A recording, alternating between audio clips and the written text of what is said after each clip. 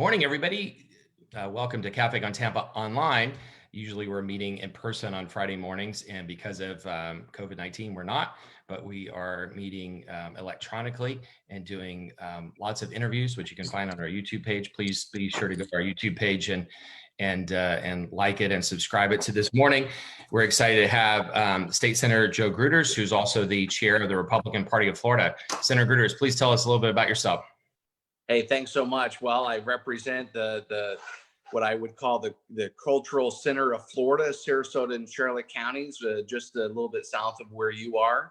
But I'm a fourth generation Sarasotan. I love what I do here. I'm a CPA, so I tell people that I'm on the front lines of business, and I hear people's stories on a daily basis of all the struggles they're going through. And I go up to Tallahassee to try to represent common sense and try to do everything I can to help people be successful in their lives, no matter what they're trying to do. I'm the chairman of the Commerce and Tourism Committee in the Senate and vice chairman of the Finance and Tax Committee, where I've been championing numerous pieces of legislation to follow a common sense path. You know, two of the bills that I really focused on this year, one passed was where you are, you experienced the red tide from 2 years ago. Sarasota was essentially at the epicenter of that. And it was just absolutely terrible. I've been here my entire life. I think that we need to do a lot more when it comes to our environment. So the last couple of years, I pushed legislation to try to crack down on polluters. And one of the bills we passed this year, and just waiting for the signature from the governor, was to double the fines of all polluters across the board. Some of the people that may be on don't know that every 3 hours of every day of every week, all 365 days a year, there is a spill somewhere across the state where raw sewage gets dumped into our waterways. St. Pete obviously had some major issues a couple of years ago, but this is not unique to any one individual, because far too often it's looked at as a normal part of doing business. And this is unacceptable. I believe that government should be part of the solution, not part of the problem. Local governments have pushed off expenses on expenditures like this far too often, because it's much better for them to get a name on a park rather than do the required infrastructure that the growth in their area has required that they have not done. So what we did is this bill basically doubles the fines and fees across the board. It doesn't matter if you're a local government or you're a big business or you're some type of industry. But how I like to tell people is, if you're flushing the toilet and you live in Florida or you're visiting Florida, you're ultimately part of the problem. And we have to come together to find real solutions to make sure we protect Florida's most special resource, and that's our waterways. It's certainly our crown jewels. As a tourism-based economy, this is what drives a lot of our tourism. And since we're talking about beaches and everything, and hope tonight we see that the beaches are opening up across the state. Another one of the bills that we really pushed this past session was to ban smoking on beaches, because people say, why the hell do you care about smoking on beaches? Well, over and over and over again, the most number one polluted item on the beaches, people push for plastic straw bans and everything else in their local towns. But that's number 6 or 7 on the list. Cigarette butts are number 1 year after year on the beaches. And to me, there's nothing more disgusting than going to a beach and having someone sit next to you and then start smoking, getting that secondhand smoke. I'm not trying to take away anybody's right or freedom to smoke. Just don't do it to where it infringes on other people's quiet enjoyment to be able to sit and enjoy the beach. It's also gross sitting in an ashtray. I mean, you sit down in the sand and you think it to be pure and natural, and then suddenly there are cigarette butts everywhere. But anyway, yeah, thank you for doing that. Let me ask you a couple questions about your background. Sure. First, you worked with Vern Buchanan in the past. I remember him from the Florida Chamber days. When was he head of Florida Chamber? Like 15 years ago or something like that? Yeah, I would say about 15. I would say probably 2004, 2005. So I worked with Vern Buchanan, now Congressman Buchanan, for about 10 years as his special assistant, his government relations guy. He is Florida's ranking member, basically in Congress, from the standpoint he has the highest position. He's I think the number 2 guy in Ways and Means he is a Republican, so we're in the minority now in the House, but he is actively involved with a lot of these tax deals. A lot of the stimulus packages that are passing all goes and gets negotiated through him and his committees, and he's able to do a lot for Florida. I would say, I picked up a lot of traits from him. He's a common sense thinker.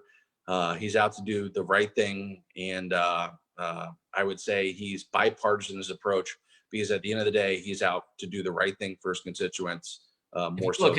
You look at the meteoric growth of the Florida Chamber over the last few years. I think really the grounding of it, the beginning of it was there. And that's around the time that Mark Wilson was really getting active also, I think maybe before he was CEO. And then also, interestingly, in your background, it says you're 4th generation Sarasotan, but your great grandfather was the chief tent maker for the Ringling Brothers and Barnum Bailey Circus.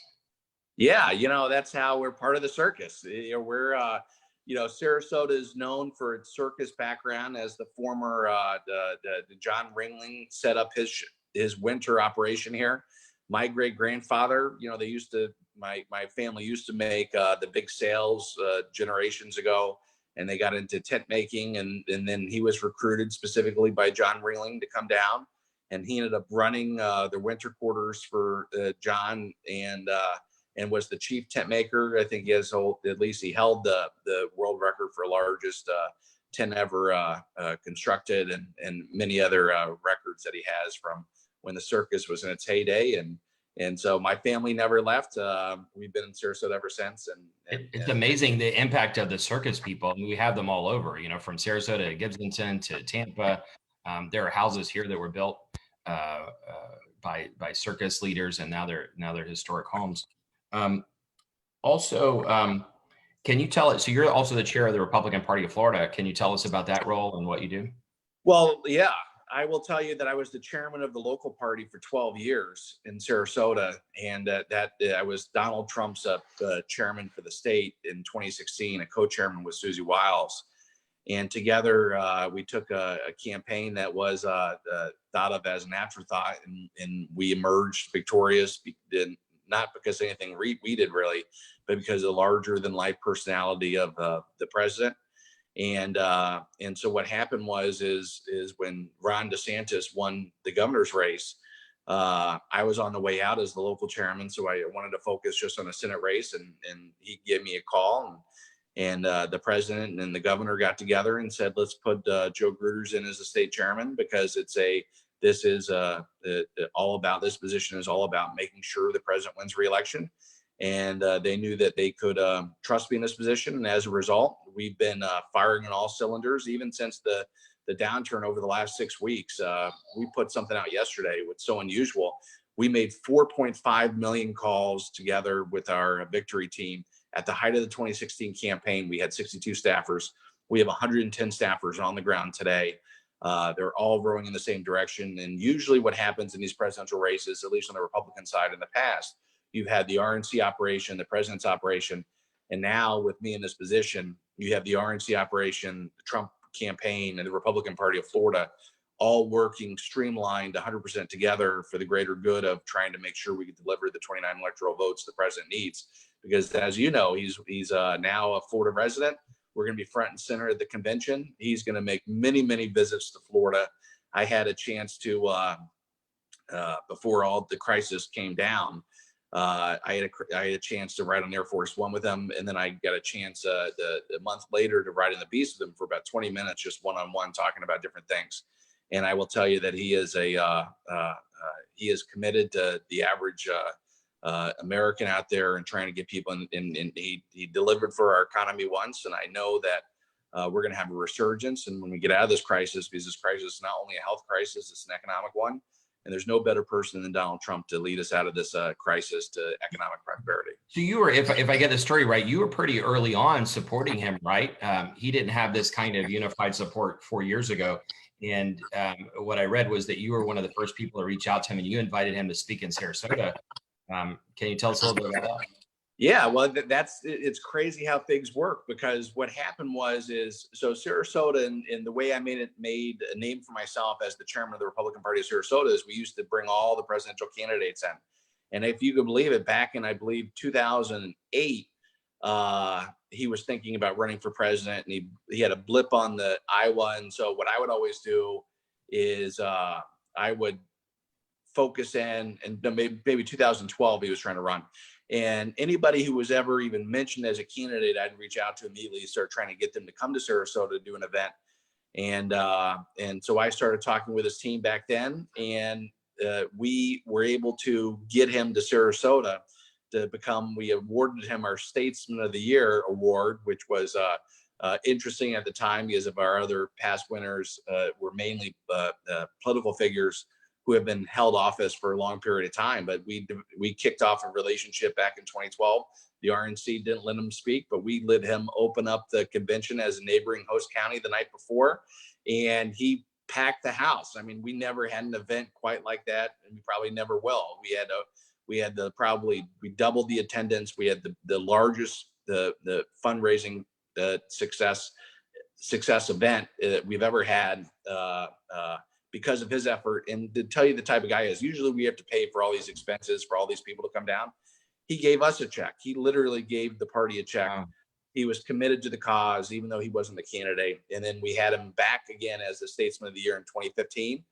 And then at that point in 2015, I made a commitment to help him on his campaign, and I became the chairman.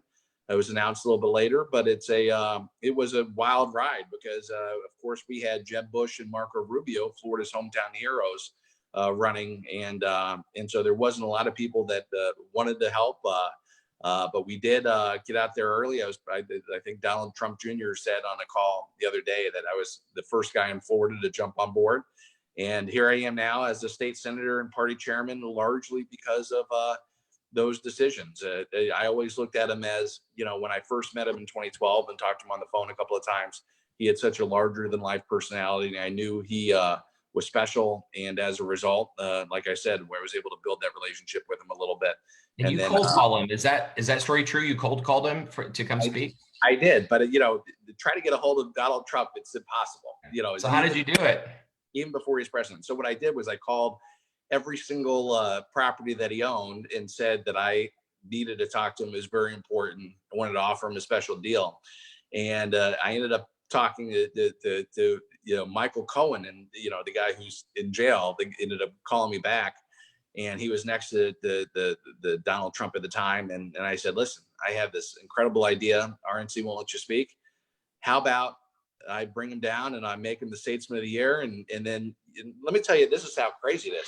Usually it takes 2-3 weeks to get everything organized and scheduled and people in line to announce an event like that. Within 4 hours, I got a call from the media saying, we heard you're awarding Donald Trump the Statesman of the Year award.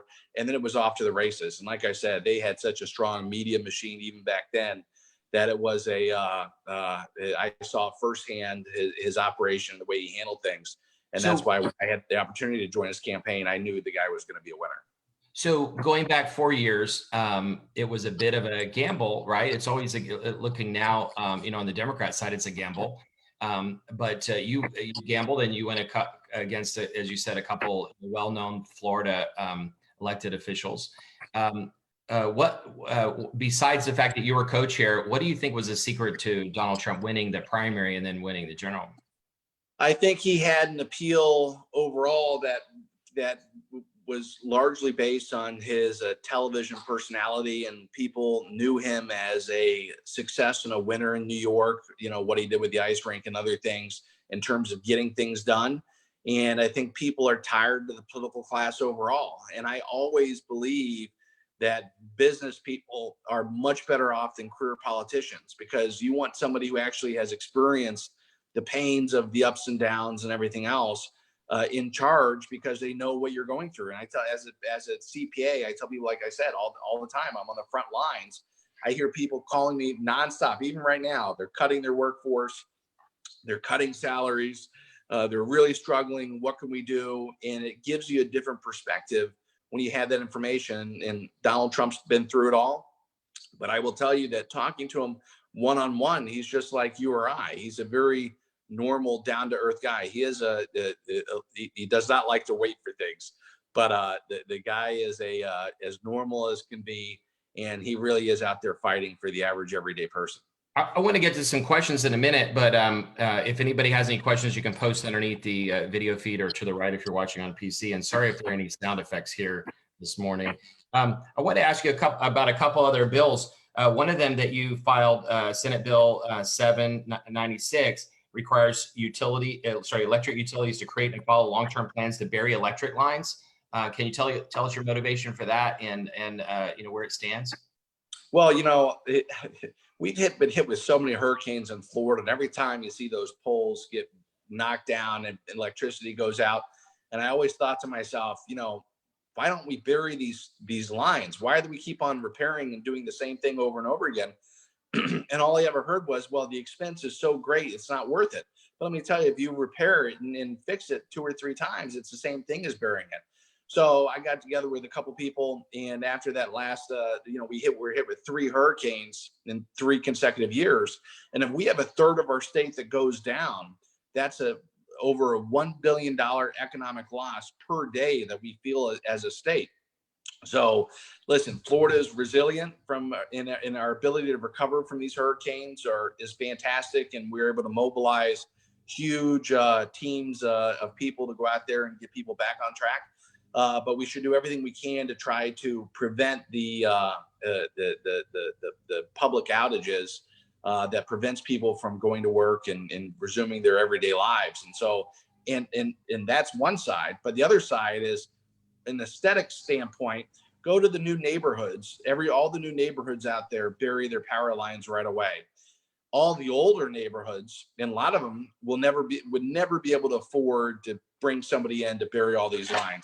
So what this will do is, over the next 20 to 30 years, and they've already started, they're going to start burying all feeder lines. So if you have power lines coming to your house that's draped, they're gone. They're going to do that, and they're going to do that. Everybody in the entire state is going to see a slight increase over the years in their rates as a result. But everybody has the ability to, or everybody's going to have their power lines buried across the state. Doesn't matter if you're from a rich neighborhood, old neighborhood, rich, poor, old, new. Everybody's going to have their power lines buried. Aesthetically, Florida's going to be much better off. But from a preparedness standpoint, like I said, we're going to save $1 billion a day if a third of our state goes down, but we're going to be able to get people back to work in a much quicker fashion. And it's a major win for Florida. I'm glad we're able to pass that bill. So let me ask you specifically about that. We have some historic neighborhoods, and this is about every major city in Florida. But in Tampa, we have Hyde Park, for example, Davis Islands. They would love to have that today. Is there a mechanism in it where neighborhoods can ask for it and pay for it? Basically what's happening is they're going from a risk assessment. So if you're near the water, like some of these neighborhoods are, and if they're prone to, if they're in danger, and if their lines ever go down or there's lots of power outages there, they'll be the first in line. So they're going to go with probably the any island type community they'll probably hit first. But there is a formula that they use based on past outages and vulnerability of being impacted by future storms. And they'll rank those, let's say 1 through 10, and they'll go through that list one by one. So another one I want to ask you about, you were a co-sponsor, it says, of the Florida Competitive Workforce Act, which was an update to the 1992 Florida Civil Rights Act. Can you tell us about that? So it just goes to show you, I think it's a common sense thing. I think protections should be guaranteed across the board. I came up with another bill, the Florida Workforce Act, that was somewhat of a compromise last year. We weren't able to get it through, but the bottom line is nobody should be fired for being gay. It's those protections are easy. 65% of the population in Florida is already covered. It's not an issue where this law is passed. As the chairman of the Commerce and Tourism Committee, I've always said that we need to do everything we can, whether it be, from the beach standpoint. The reason why smoking on beaches is such an issue is Dr. Beach gives bonus points to beaches who ban the smoking, allows more, and every time we get a boost in the rankings, that helps with tourism. From the Competitive Workforce Act, most major companies won't relocate their headquarters to Florida with those protections not in place for the partners of the people that they're bringing down. So it's for me, it's an economic standpoint. Let's do whatever we can to continue to make Florida the best possible place to live and work. And for me, it was just common sense, Bill. And eventually it will move. One of the questions that that's come through, and if anybody has any questions, Kevin on Tampa style, post them underneath or to the right of the video. But one of the questions that came through, and I'll paraphrase some of them, but it's how do you think Donald Trump has done in the COVID-19 crisis, and are you still supporting him now, and in what capacity? Yeah, well, listen, I'm still the chairman of the party. Of course, I'm his biggest cheerleader. I think that it's listen, nobody ever could have predicted that the whole country would have been engulfed in a stay-at-home order, basically, and we would have been dealing with this crisis, which is a two-front crisis: the economic one and the health one. Unlike other countries, the United States has not had a ventilator crisis. Nobody's been denied one. Nobody's had to die in the hallways like you've seen in some of these other countries. He immediately banned travel from China and then from Europe. I think that it's easy to be an armchair quarterback and go back and say, well, we could have done this, and this better. I think he's doing the best job that he possibly can. And I think he saved probably tens or hundreds of thousands of lives by doing what he did early. You know, he was heavily criticized by shutting down some of these flights and by putting some of these restrictions in early. But I will tell you that coming out of this, there's nobody I'd want to have more than a business guy like Donald Trump, because it's all, our economy needs to get back to the swing of things. And he's already proven that he could do it once, and he's all about. And this is an opportunity for us as Americans to reevaluate what we want to do as a country. And hopefully we'll continue to bring back more manufacturing jobs. You know, and here in Florida, we added 625,000 jobs. I think over 35,000 of those jobs were manufacturing jobs since he became president. But I would expect to see a lot more of these manufacturing type jobs that are presently located in China and other countries to come back to America. And hopefully we can, because of our sunshine, low taxes, and overall friendly business climate, we could bring them here to Florida. But yeah, I'm 100% supportive of the president. Has everything been perfect? No, but I think no president could ever deal with things like this in a way to where everything they've done was 100% accurate and perfect. But I am glad he's our president, and I think he's doing overall a very good job. So you obviously think he's going to do well in November. How do you? And you, a little while ago, you talked about the strength of the Republican Party of Florida. How would you compare the apparatus of the Republican Party and the presidential campaigns to the Democrats? And then also, what do you think will happen on the president's coattails in the legislature or other seats? Well, listen, I think that the Florida has had Republican leadership over the last 2 decades. And as a result, we were prepared for this disaster. You know, we had $4 billion in the reserves. Look at these other states where Democrats, you know, they spend every single dollar, and now they're in big trouble, hoping for a bailout, or some are possibly thinking about declaring bankruptcy. Florida had $4 billion. We got another $10 billion, let's say, from the stimulus package. So we could absorb a lot of that blow. $14 billion, but think about what we just did in the last year under DeSantis's leadership, who is still America's favorite governor. Number one, we fully funded the Sadowski trust fund for affordable housing at $280 million. We put $100 million in Florida Forever. We spent another $270 million in Everglades restoration, another $100 million in water quality issues, $50 million in spring cleanup. We put we were raising the starting teacher salaries to $47,500, number 2 in the whole country, even though we don't have an income tax, so it's even higher. We've really done a lot of good things because we've been good fiscal stewards. So I think from a legislative standpoint, Republicans will do well. I do think Florida will go for the president, not only because he's a Floridian now, and I think people want to root for the home team candidate, but I think that he's delivered. I think he will continue to deliver for our state. And when you compare the Republicans versus the Democrats, it's not really fair because we've been united since 2016. Look at it. I was the 2016 chairman, and I'm the 2020 chairman for the whole party running the operation. where the Democrats were divided with 22 candidates all the way up to 2 months ago, and they're putting the pieces together. But we have 110 staffers on the ground. We made 4.5 million calls over the last 6 weeks. We literally overnight switched our entire campaign operation to a virtual one, which it was impressive amongst itself. We have a lot of data points that goes along with those 4.5 million calls, but we get new people every day that have been impacted by this crisis and who Can I have ask been. you a Yeah, couple, sure. sorry to cut you off, a couple kind of technical questions. You said you're a CPA, I think. One, my CPA, who happened to be my brother, said that the latest he saw last night, I haven't confirmed that's today, but said that although the PPP is deductible, that the underlying expenses are not deductible. Is that true, or is that still a process? So I think we're still waiting on guidance. It's my understanding that the PPP is non-taxable as income, but if it's non-taxable as income, you're paying.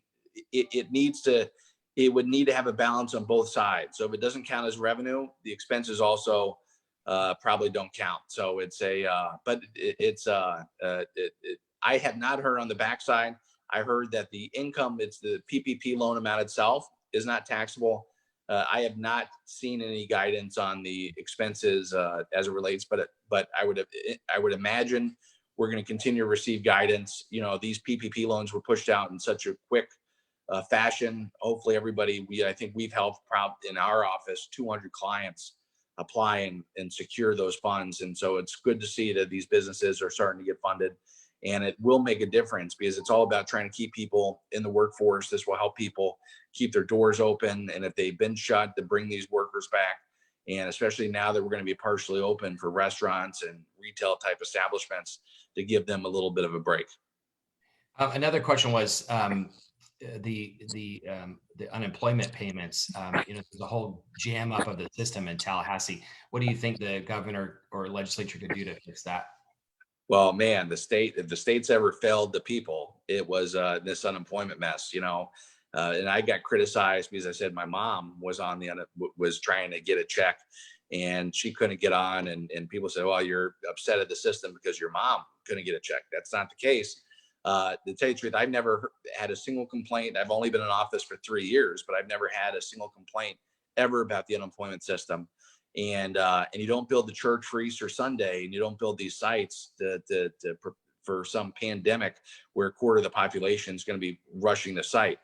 I think we probably could have done a little bit more, but I'm so grateful that there's two things that are happening. The governor's completely transformed the system. People are starting to get their paychecks. Anybody that is having an issue, I feel free to reach out and call my office. Just Google my name and you get my office phone number. And my team is happy to help anybody, number one. But number two, that the governor made these benefits retroactive when you lost your job or at the beginning of this crisis. And the reason why that's important is because you have been struggling, whether it be my mother or others. If you can't get a check, you can just you'll still be paid for that back time from when you were first unemployed. And although it may not help you today, ultimately you'll be made whole by the system. And I think that will go a long way. But this is, like I said, it's easy to be an armchair quarterback. And we have to do better at preparing for the once in 100-year type events like this to make sure that we can protect and help the people at their greatest time of need. A follow-up on that is, as someone said, that they know of multiple employees at the same company who are laid off on the same day, but some have gotten unemployment and some haven't. Any idea how to fix that? No, but and that happened, like I said, with my mom. She's a cashier at the card room at the Kennel Club, and so some of her coworkers, and they were shut down immediately because of the social gatherings and everything else. But some of her coworkers have gotten the checks, and she hasn't. You think, well, and people say, well, you're a state senator. It's a state program. You should be able to help her out. The problem is once I jumped in, it's kind of interesting that I could not help her any more than I could help any other constituent. But now these things are starting to move. And like I said, if you're still have not heard or have not been accepted, either call your local state senator, Jeff Brandes, Daryl Roussan. Both of those guys are superstars. Janet Cruz in Tampa, or feel free to reach out to my office. You mentioned Sadowski a few minutes ago, which is the Fund for Affordable Housing, if I'm correct.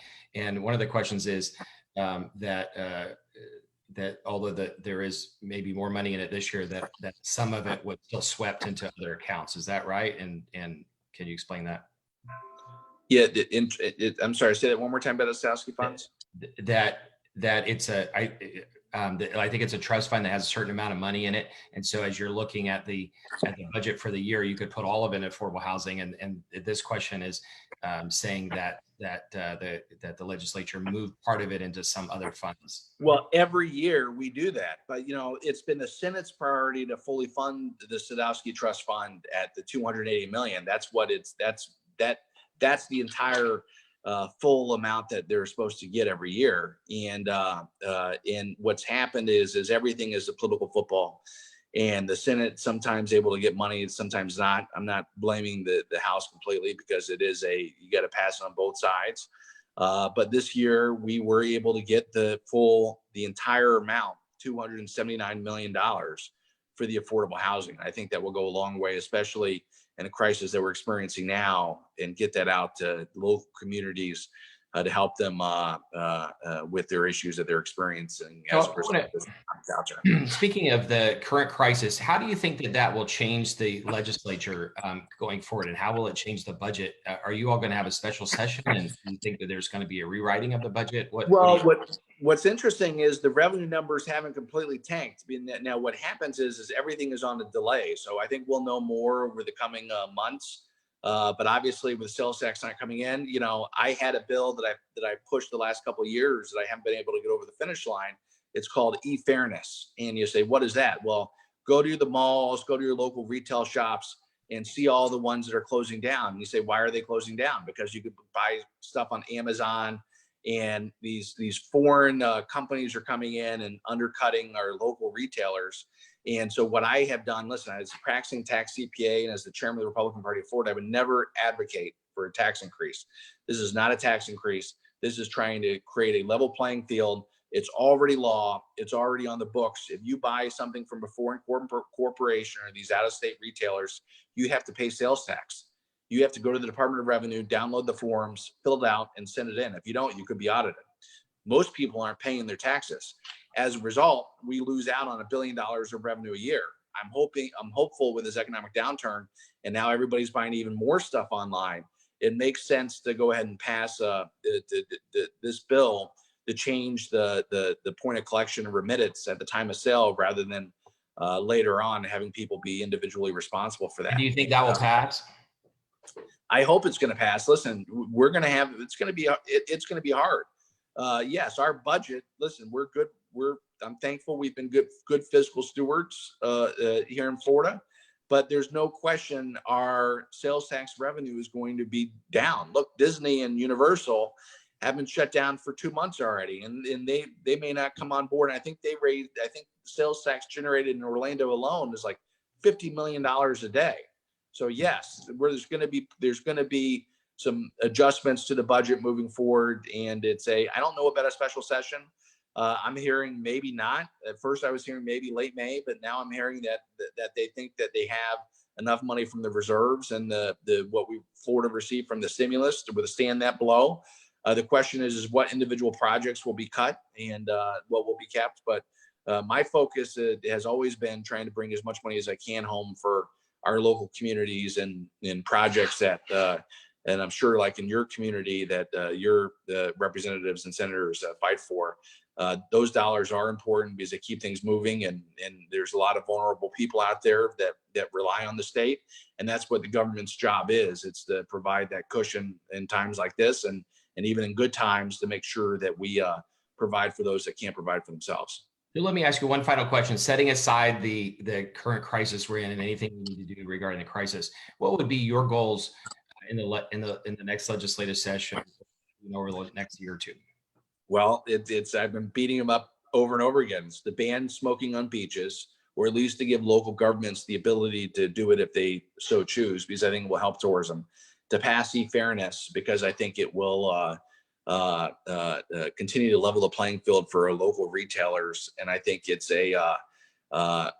we should never allow out-of-state or foreign companies to come in and compete against our local retailers and give them an unfair advantage. And with the margins on some of these items as small as they are, to me, it's just a no-brainer to try to fight for that. And basically, I run a lot of the tax issues on the Senate side, and for me, it's just all about common sense reforms that will get the economy moving, that will help the economy grow, and that will contribute to our sunshine and low tax atmosphere, so we could bring as many jobs as possible here.